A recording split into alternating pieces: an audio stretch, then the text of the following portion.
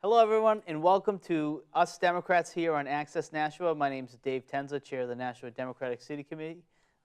With me is my co-host, Ken Gidge. Ken, how you doing today? I'm doing very, very well, and for the people who are tuning in and who are really following elections, we just went through a big one here in the city of Nashua. We went through a huge one, really. I mean, one of the two top races in the state here was a special election in Ward 8 for state representative, which we've talked about over and over on this show. Luckily, we can do a recap of the election this week, and it was a really competitive, great race. Ward 8 was all eyes of the city were on Ward 8, and Democrats came out and supported our candidate, Latha Mangiapudi, and she won convincingly on Tuesday. When you say all eyes on the city, all eyes on the state, right? Because this is a state representative, but it's a Democrat against Republicans, so it's almost like the Republican Party against the Democratic Party, because we know $11,000 was collected for one candidate. There were obviously on both sides, the Democratic and the Republican Party working to get everything going. I mean, this was a big deal. And in a sense, I'm not saying it was a national thing, but I'm sure it was on somebody's numbers somewhere to see how New Hampshire's doing. Well, it was a big deal for a lot of reasons. One of the reasons that the Republican challenger, Pete Silva, was a former majority leader, a pretty well-known Tea Party candidate, very conservative views, which he against the unions, I mean, everything like that. Yeah. Right, against unions, against things like public kindergarten and other issues that are very important to Democrats. And so I think the Republicans were looking to win this race to say, people really want this. They want that Tea Party ideology here in New Hampshire. And the voters of Ward 8 spoke and clearly said no. Latha got around 860-something votes.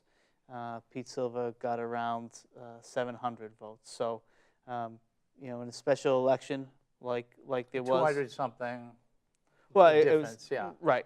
So, I mean, that is a very, very big deal. Right. Because usually these races will come down to between 10 and 50.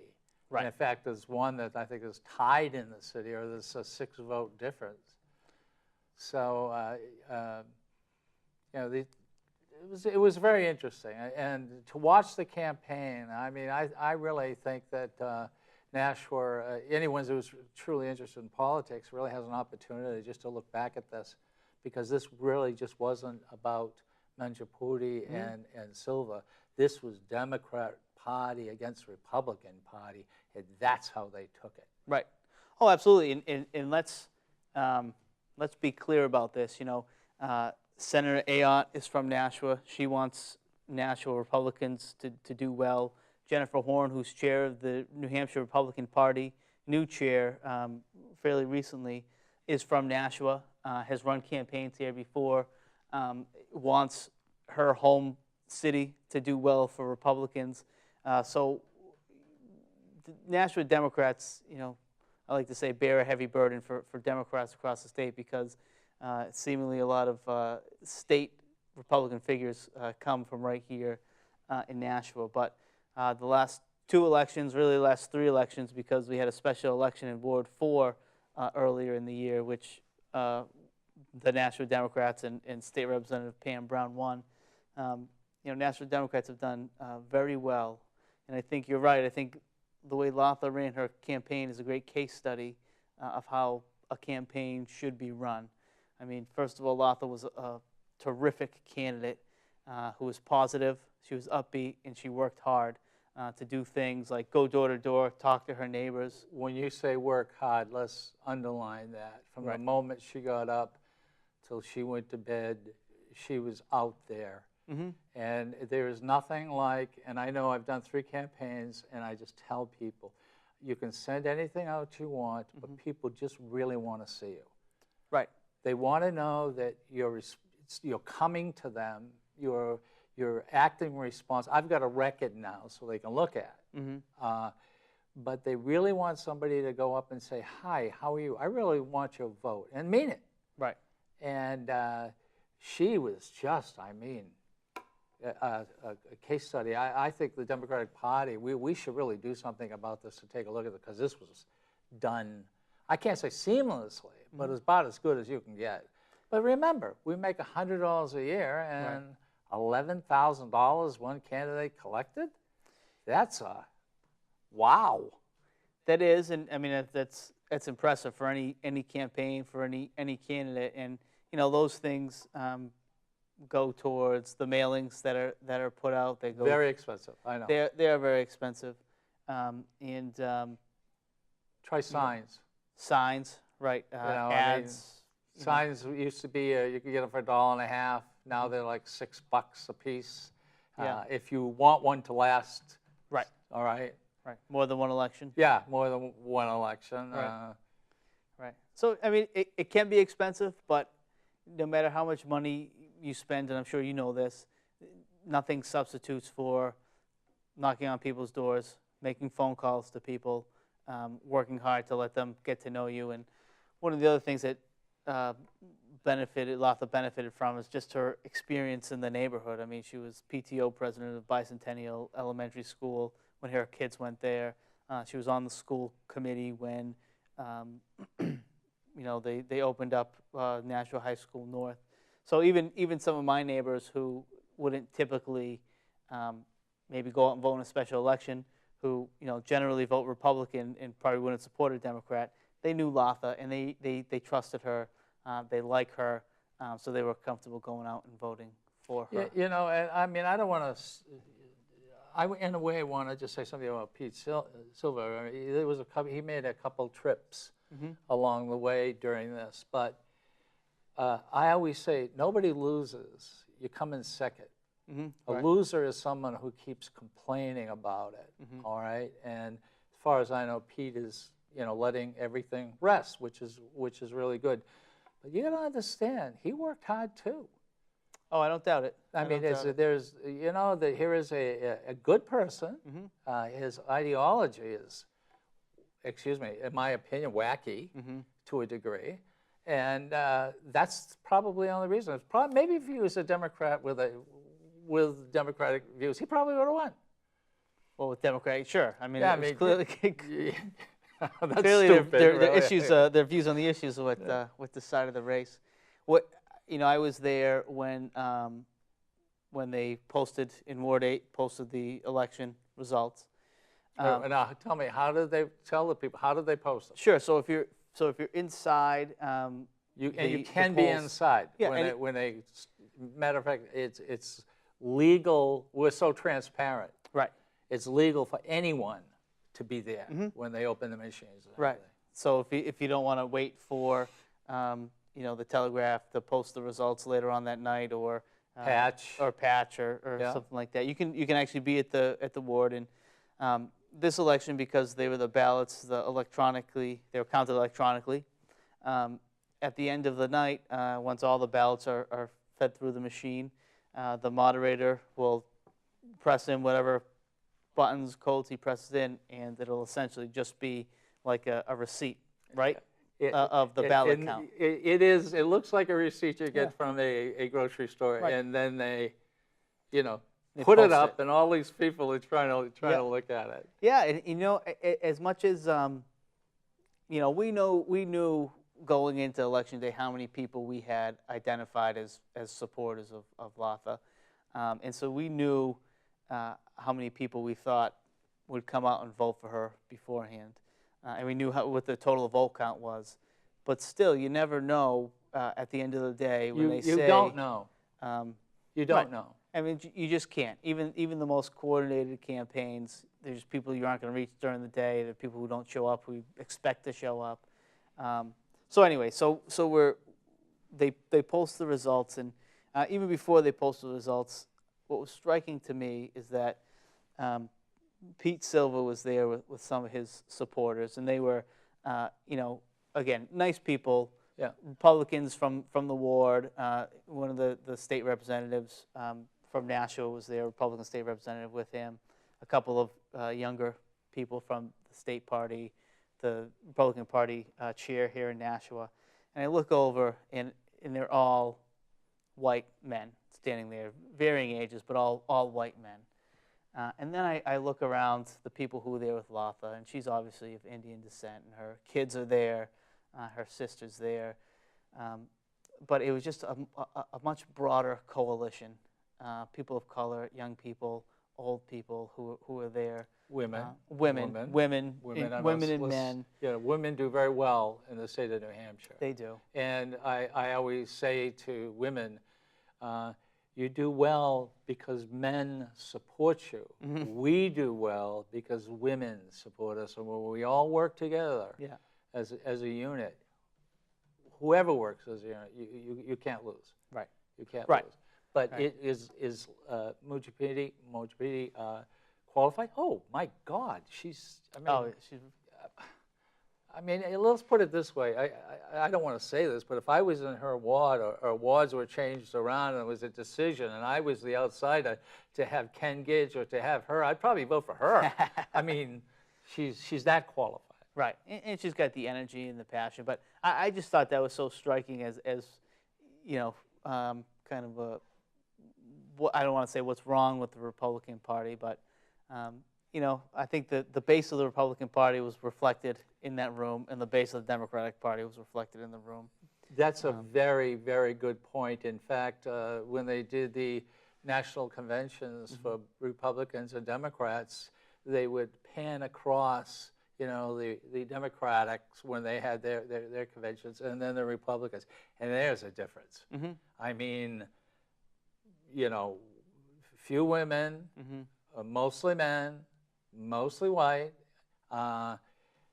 It's just so obvious. They have to change, and I think they know that. Right. Yeah, they know that, and how they move forward is a question for them to answer. Even after last year, they clearly haven't gotten the message so far based on some of the candidates that they've put up, you know, locally here, but also nationally. The issues that they're supporting, that they're pushing, are issues that they pushed 2 years ago, which voters rejected pretty resoundingly. Just a little on the Tea Party. How is this to you, the Tea Party? How is this, in your opinion, how is this influencing, not necessarily this election, but other elections? How are you seeing it? That's a good question, because I think there's going to be an element there. I think right now, from what I see, the biggest influence that the Tea Party is going to have is in the Republican primary process, because they're going to, you know, the Republican Party is going to come up with more extreme candidates, because this Tea Party base that's who they're going to support in their primaries. You mean if they have a conservative, another conservative, more conservative, the Tea Party would bring in? Right, and I think, I mean, you already see it here in New Hampshire. Gary Lambert from Nashua has already said he's going to run. He's running for Congress against Annie Custer, and you know, Gary Lambert, before the Republicans, as they were getting ready for the shutdown in Washington, is putting out press releases saying, you know, we should shut the government down, essentially thinking that this is a good idea, which, looking back now, I think anyone will tell you that was an awful strategy, an awful plan. You know, more establishment Republicans who have been in Washington for a long time said we're never going to. What do you think about the close down the government? What do you think the rest of the world thought about it? Oh, I thought they probably thought it was nuts. I mean, I don't think in. Do you think they'd like to put their money someplace else? Not quite yet, but I'm sure, you know, at some point, I think China and Russia and all these other places would love to have that kind of money and finance flowing through their economies. And I think you've already started to, well, maybe you haven't started to see that, but you've seen. I believe we have. Britain is becoming extremely, you know, financially strong. You're right about China. China is at this point sort of getting their big long legs, you know, situated, and Russia definitely. I mean, Russia is So and plus they got a lot of natural resources. Mm-hmm. So I mean, so there are countries, but it was I think was it a loss of 24 billion or so, was that a fair number? It's amazing. Yeah, an amazing amount that. I think we Frankly. figured out it was 400 million could have gone to each state. Mm-hmm. In other words, I believe it was 24 billion. Approximately 400 million could have gone to each state for closing the government down. Right. I mean, this is, so when you put it in those terms, not only was it not a good idea, it was a stupid idea. Oh, it was awful for a number of reasons. But, yeah, so, I mean, I think that's, it'll be interesting to see what influence the Tea Party has. And clearly the Republican Party has not figured it out yet, both on a national level here in New Hampshire. There's still that struggle which way the direction of the party is headed, where if it's more in the Tea Party direction or more of the establishment direction. But do you think the Tea Party has changed from its beginning? Well, I think in the beginning they were a small government. That was their issue, and now they've branched Both out. Republicans and Democrats. When it started out, they were both Republicans and Democrats, and it was pretty wide open. Mm-hmm. But now I think they've spilled Obviously. out into these social issues, and the people they're labeling as Tea Partiers are getting to things like gay marriage and abortion and women's health issues. So I think it has changed, and I think the Tea Party has become the fringe of the conservative of the Republican Party. I'm sorry, I shouldn't even say the fringe. I mean, I think they are a good portion of the Republican Party. But if you think that a third of the country's Republicans, well, maybe a third of Republicans are really Tea Partiers. So it's a very small number overall. In the it is a small, but it's interesting how the minority of a party, a small minority of a party here in the United States and also here in the state of New Hampshire, sure, can really do damage. Mm-hmm. And I personally, I think it's an insult to use the words Tea Party for these people, because that was really a very sacred moment in our history. Sure. And this was for everyone. Mm-hmm. This was for everyone because it affected everyone. For one group now to start using it and be very well funded, and start doing some very crazy things, and it's all, it's all Republican, and that's not how it started. Right. It really started where a bunch of people got together and said enough is enough. Yeah, yeah. Time sure have even the politics has changed in the last 4 or 5 years. It's really been interesting. It certainly has changed here in New Hampshire. It has, and it seems to be swinging towards the Democrats' way. And one thing I always worry about as chair of the city committee is that when we win these special elections and have good showings, people will think that means that we don't have to work as hard next election, which I don't think is the case at all. That's not true. Next election, we have the governor. Right. Here in the city, we have the mayor, also myself, and other state representatives. So it's going to be, quite busy. Sure. You mentioned the municipal elections, and we also had the municipal elections this week, which were also, very, very interesting to see what happened. There are a number of incumbents who lost their seats. Big time, yes. Particularly in the different ward alderman races. The Alderman at Large, Barbara Presley lost her seat. Right. Mr. Cookson lost the seat. In fact, I believe a candidate we had on, Diane Sheehan. She won. Yep, she did. To be honest with you, she's a great person. But I really thought that, my opinion, that either Cookson or Presley could have beat her. That's not the fact. Because she's a good campaigner. And then again, it is knocking on the doors. But So you were where on election day? Where were you?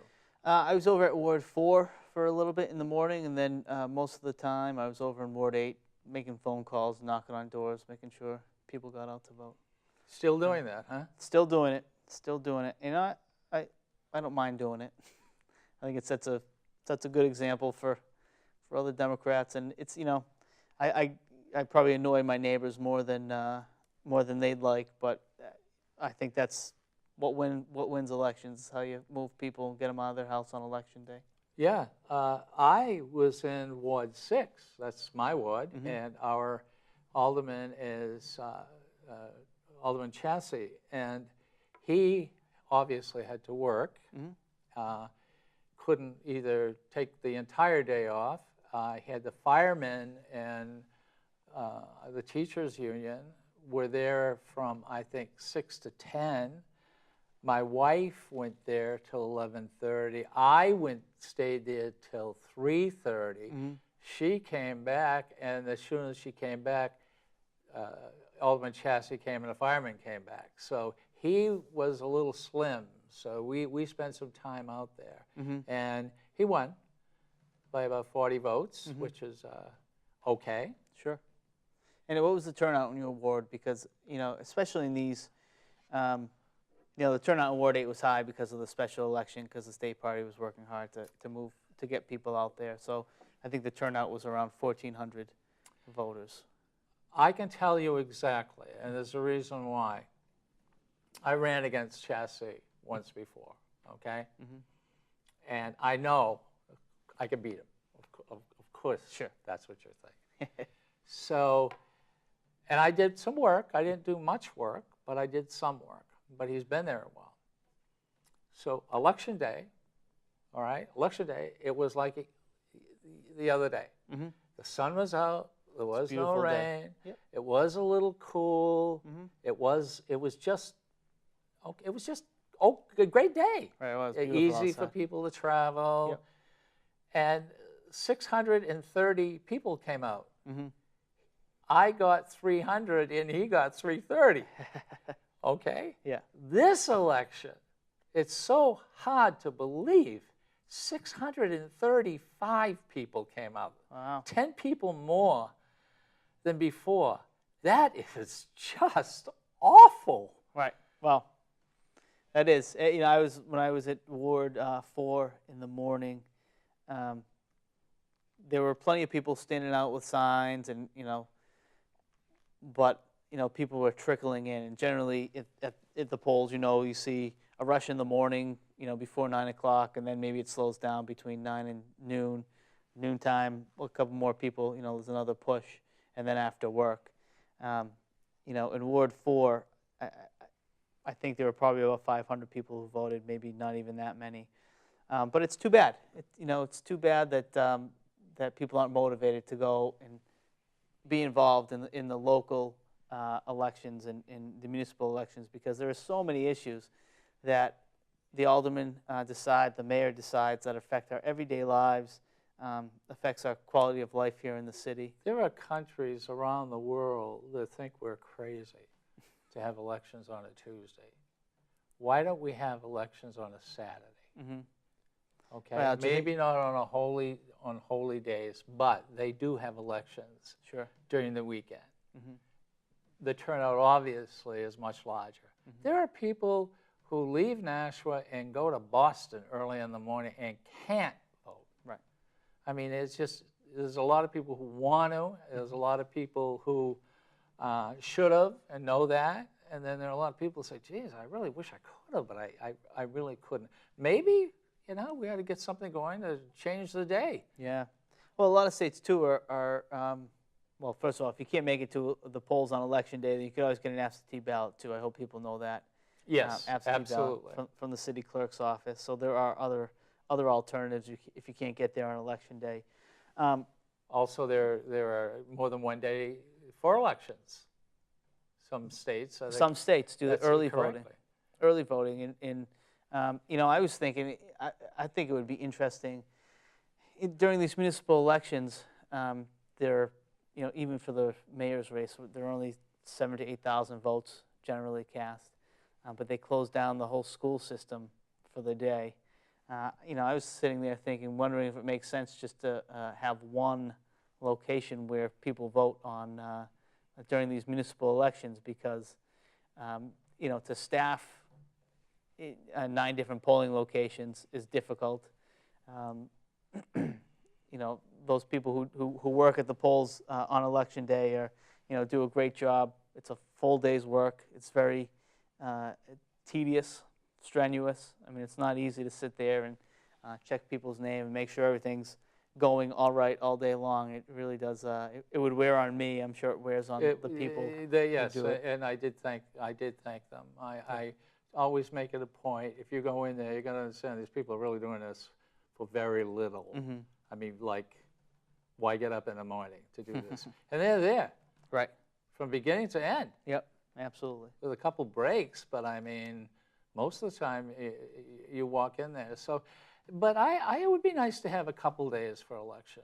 I really, maybe a couple half days. Let's say 2 days. One's on maybe a Monday from, noon to 8 o'clock at night. Then on Tuesday, the regular from 8 to 8.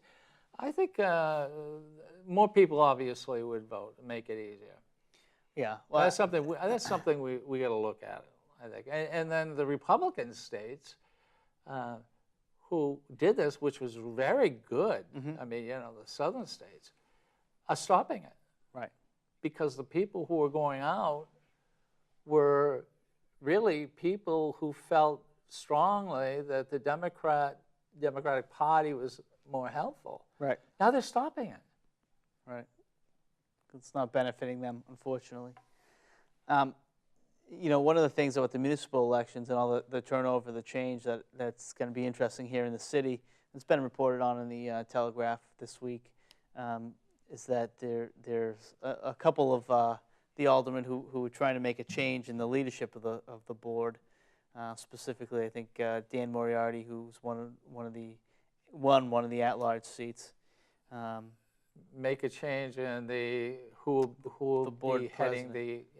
the Board of Aldermen. Yeah, which could have a huge impact on just the way things are run at City Hall. I don't know. I don't know if that'll actually happen.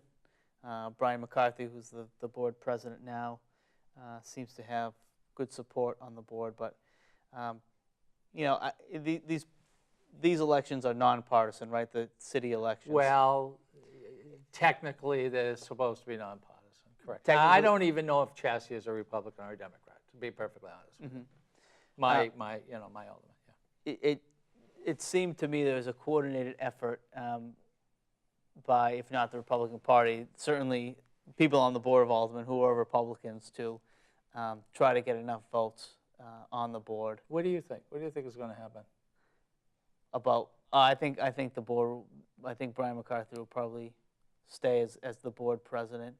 I think he's got the votes. But to me, this is very interesting because it's a nonpartisan election. But the people who are most critical of the mayor here in Nashua, who is a Republican, are the Republicans on the board. So I think it'll be interesting to see over the next couple of years what happens. You did mention the mayor, and because you did that, we should talk about a few things that took place. The headlines, all sorts of accusations from police to them, to the mayor and her husband. I think this is deploring.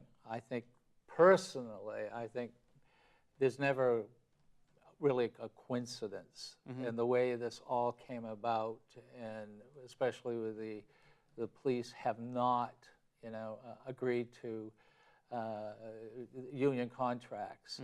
But I think let's put that aside because there's so much we just don't know. But just you did mention mayor, so yeah, there is so much we don't know, and I work closely with a lot of the Nashua police officers. yeah. And so I have I don't know. I have probably a different view than most people about what they did and why they did it. And I've looked over some of the things that they have released, that the Lozos released. I'll just say I do not think the mayor handled it well, how it was all disclosed. You know, putting aside whether any of the allegations are true, I think she made it political. Well, this is where you and I would probably argue, but if you bring it back to the table, it is union.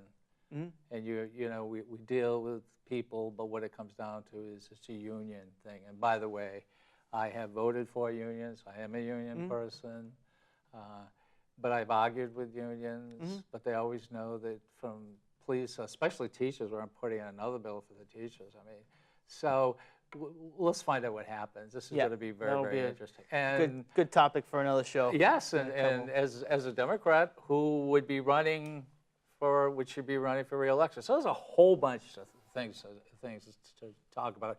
And this show will get a lot bigger. I am your co-host anytime you need me, or because we don't need any people today. There's just so much to do, but more people will be coming in, but it's a little hard to get people. Everyone, especially people who've been running, they're tired. Right. They don't want to come in and do TV. I think people are a little intimidated by TV as well. I don't think people like to listen to themselves, and they surely don't like to see themselves on TV. But if you and I can sit up here and do this, then I think anyone can. Well, there is a secret to doing this. It's real simple. Talk to me, and I'll talk to you. Right. And really, the camera picks up exactly what we do. And I have had guests on shows on the radio where they were very, very, and by the way, if you're a Democrat and would like to come on, oh, absolutely, or even a Republican who would probably may want to disagree with us, but you just get people to look at you and talk to you, and we could get anyone on. Surprisingly, the people that in the past who were really afraid of it turned out to be great. Sure. And you mentioned having Republicans on. We'd love to have people on for all different things. Yes. Republicans would be great, because I think the more that Democrats and Republicans sit down together, talk to each other, I think the more we could work together and move forward and find a lot of common ground. I mean, I think if you think of before the Obama administration, you think of what Ted Kennedy and President Bush were able to accomplish while President Bush was president. Correct. I mean, if those two could come to the same table and agree upon something, then certainly Democrats and Republicans in Concord can agree on what's best for how to move the state forward in the best way. And today was an interesting day. I would segue right over to that. Is a great segue. Today we had a special session, which the governor called, and basically it was the rules of the debate. It's more complicated than that, but what will the rules be? But you can get up and speak. You're really supposed to stay on subject, but people get up and just start speaking, and after a while, the speaker, must let people air their grievances. But all we heard from the Republicans, let's stop it another year. It doesn't look good. And, the Democrats said, we just studied it. We just did a study, and the study came out, and the majority of Republicans and Democrats said, yeah, we need Medicaid here in the state of New Hampshire.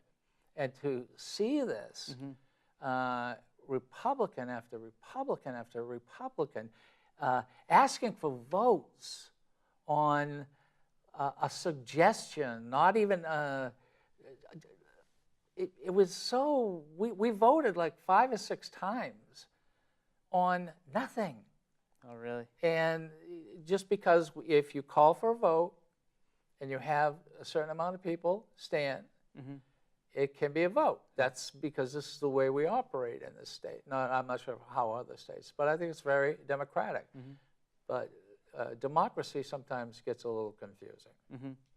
And today was one of those interesting days. But we are going back and this will probably be the largest debate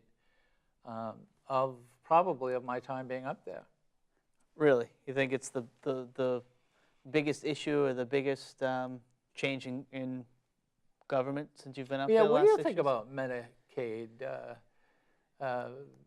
Expansion? What do you what is your opinion about Medicaid and the big sums of money coming in? And Well, I mean, obviously, healthcare in general is a huge issue, and so we talk about Medicaid expansion, but I mean, the real issue is that we have all these people in the state, some of whom are employed working minimum wage jobs, other people who are living in poverty, can't find work, or even people that are under state care who don't have health care. So what happens is these people get sick just like everyone else. They end up either going to a hospital and receiving free care, which the hospital which is not free. We pay for it. Right. It's not free. We pay for it. Yes. Right. And we pay for it. I mean, the state pays the hospitals for it, but also everyone else pays for it through higher premiums. Oh, absolutely. That you pay. Absolutely. So, well, the debate is on $800,000 a day, $800,000 a day that New Hampshire could get for, I believe, close to 3 years, paid completely 100%. For the figures have gone as high as 58 to 48,000 people can be covered 100% Right. for I think it's a 3-year period or a little less, a little more. Right. And after that, the state of New Hampshire's bill would be 10%. Right. In other words, the U.S., us, we're taxpayers, would pay 10% for 90% of the cost. At the present time, we pay 50%. Right. So if you think part of it is 50%, obviously, and the government pays us 50%, but now the government's willing to come in and basically do exactly what you said, is to help people out who can't help themselves. Sure. Now, that's a lot of money. Go ahead. Well, and I'll just say that it's not just healthcare at the hospital. It's substance abuse care for young people who don't have insurance, who get hooked on drugs, who need to help getting hooked on off of drugs. It's mental health care for mentally ill who may not qualify for other types of government benefits. Who may not be on disability, not eligible for Social Security or Medicare, things like that. So it's a big population, and people might not like to think of it this way, but even prisoners up at the state prison or at Valley Street Jail, they go into state prison, they don't have health care. We have an aging prison population here in New Hampshire. We pay for it. We pay for it. We pay for it. So we have a guy who's convicted of whatever, and will never get out, never see the light of day. Right. As he gets older, as he needs that care, and as he needs to be brought to the hospital in Concord every week, or an inmate gets sick and has cancer, that's money that's coming out of the Department of Corrections budget, and that's a huge issue. Let's remember, there's a group of people who say let him die, and that's another issue. Yeah. I mean, we could get into the death penalty, but tonight we won't. No, we won't. We won't. But as of right now, the law does not allow the state prison not to treat them for their illnesses. So we got to deal with it somehow. If the federal government is going to essentially say, okay, we'll give you money to insure these people.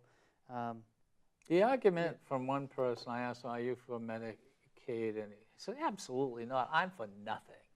He says, the people get, they bond, they should take care of themselves, the government should do nothing. And I said, really? He said, in the founding fathers, they'd be rolling around. I said, I thought the founding fathers were extremely, generous themselves and made it very, very clear. What it comes down to, quite simply, is do you want to take care of people in the state of New Hampshire who need assistance? If the federal government says, we'll help you for 3 years, but then you got to start paying 10% back, then you can start looking at how does this take off the pressure of Obamacare? Because these people are already in a particular system. Now things get easier. And as we know, we have to talk about the rollout of Obama's system. It's just been a nightmare. It hasn't been an easy process with the website healthcare.gov, which they directed, it's how people go. People, in the state of New Hampshire should go and look for the healthcare exchange.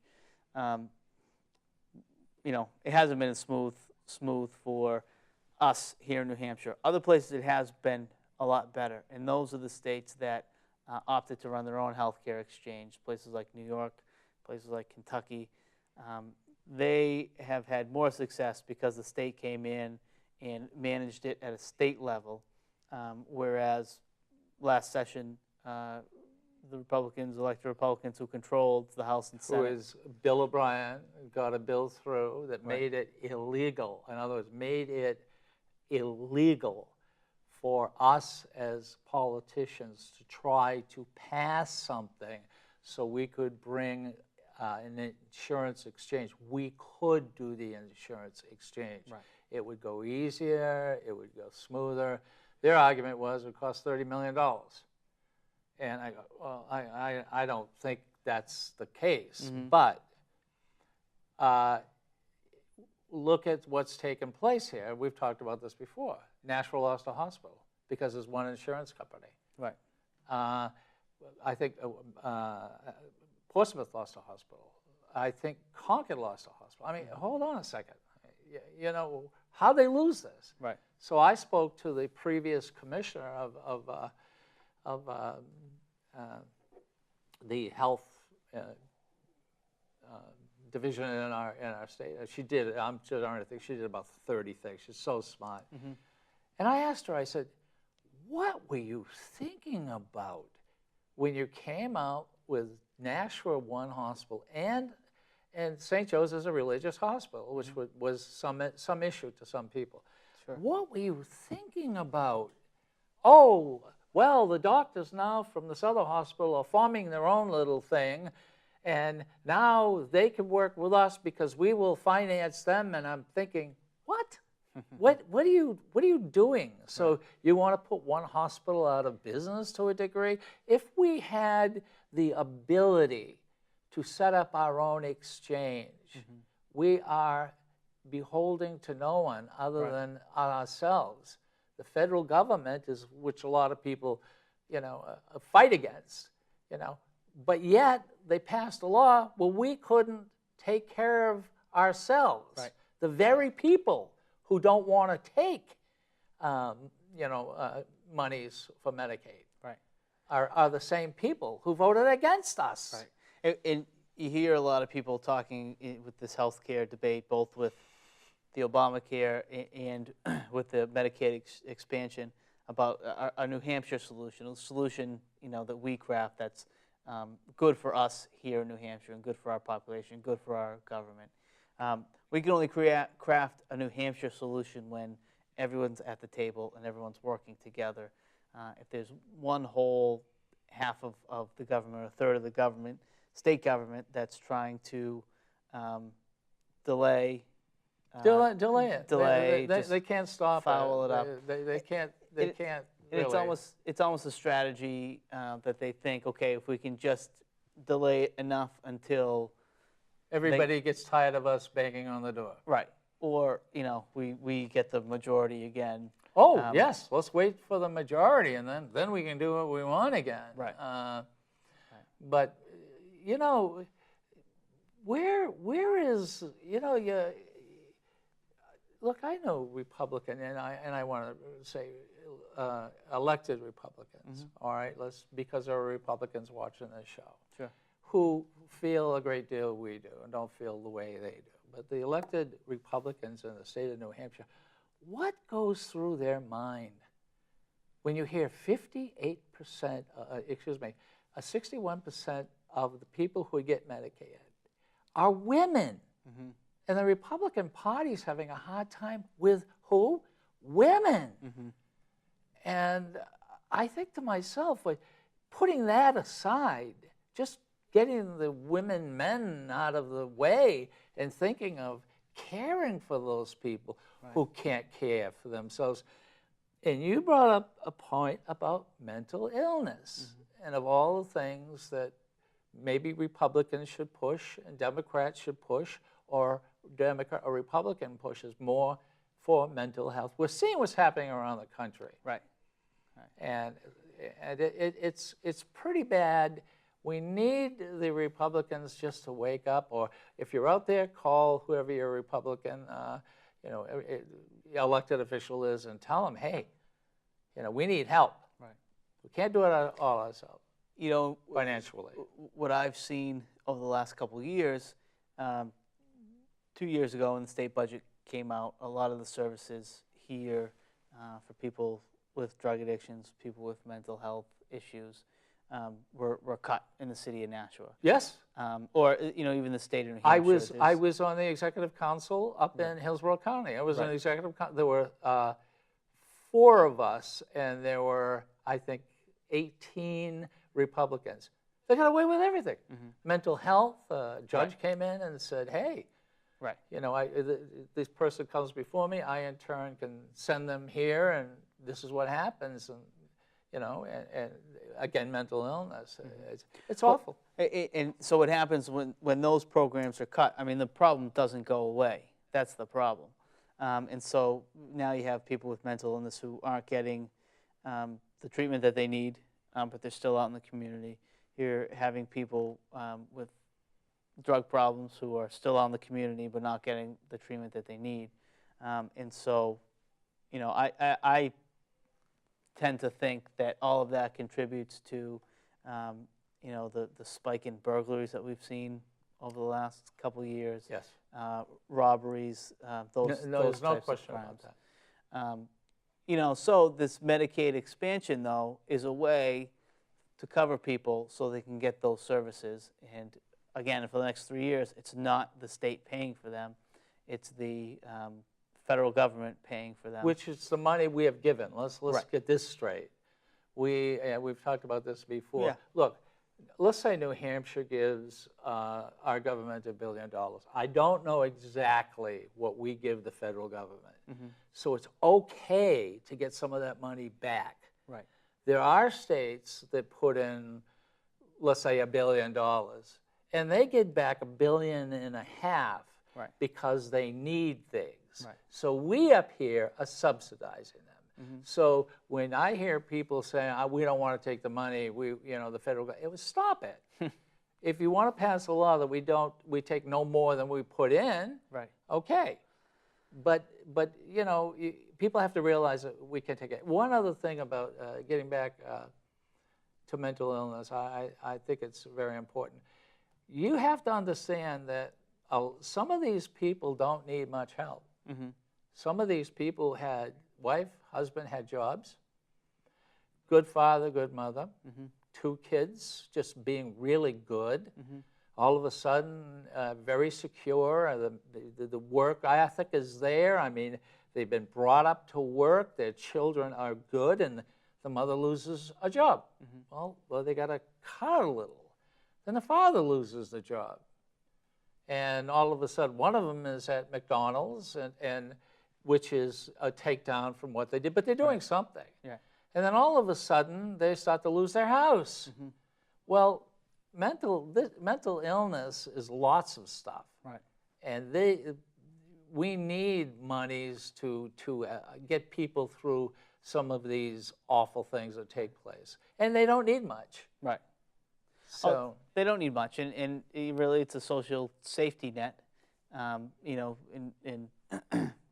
that's what it's there for people who've fallen upon hard times, or there are just the chronically mentally ill in our community who have illnesses that they're going to have to be seeing somebody at community council for, a long time or the rest of their lives. And it's not a problem that we can ignore. I will say this here now. I won't tell you exactly, but I will be working on one or several bills regarding mental health to a degree. They're not, anything will help at this particular point, but I'm not on it as of yet. The bill isn't the way I would like it to be. Sure. And so I may be involved as co-sponsors on stuff like that. But, what's going to take place with us Democrats here in the city of Nashua? What's next for us? Well, what's next is we look forward to next year. 2014 is going to be a big election year. It's a midterm election, which generally, you've seen the last couple of years that the midterms have been swing elections that have favored Republicans. So we're going to be working hard starting, in the spring, if not earlier, to rally the troops and to get. These are big elections. It's very, very big These elections. are very, very big elections. We made huge gains in Nashua last year in getting 24 of the 27 seats as to turn Democratic here in the city for state representative. We got back both Senate seats here in Nashua, elected Deb Pignatelli again to the Executive Council. So we have a lot. We got 2 senators, which is Right.